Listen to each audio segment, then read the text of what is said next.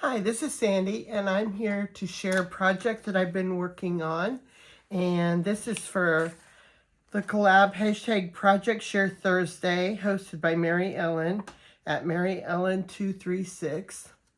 And I've been working on some little booklets for my daughter-in-law for a group that she's part of.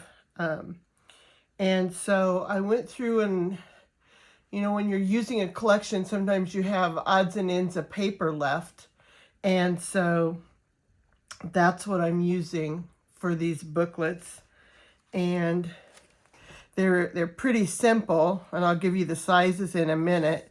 But I just cut printer paper for the inside and then used a stapler to staple them together.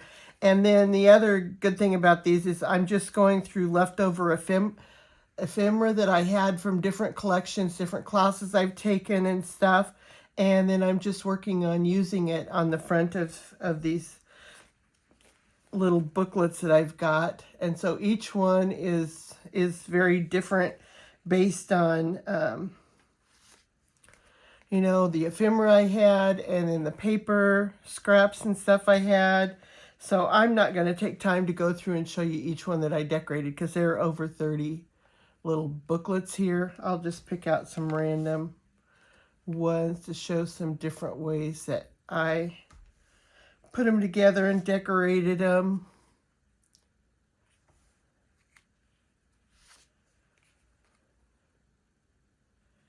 But I thought I would give you the sizes in case you were interested in making something similar.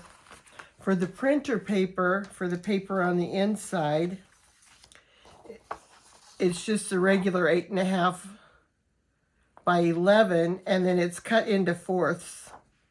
So that you end up with an A2 size piece of paper, which is 4.25 by 5.5. And then to make the cover, I just cut it 1/8 of an inch larger, so that when you staple them together, you don't have as much paper showing out the sides. You could make it even a little bigger if you wanted to. But it's a great size to use up a bunch of scraps if you have some larger scraps. This is a great way to use them and just make a little booklet out of it. In the past, I've made booklets, but I've usually sewn them.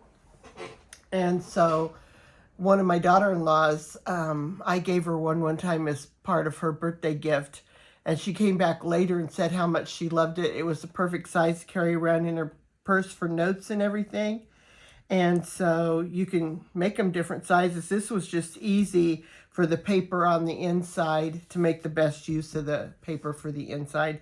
And I think it's a nice little size to carry in your purse or with you or something. If you did it in more male colors than what I've got here, with not so many pinks and florals and everything, it would fit in a man's pocket real easy if he wanted to carry something along to take notes in. But anyway, this is a project I've been working on, and I just thought that I would share. Mary Ellen's information will be down in my description box, and thank you for watching.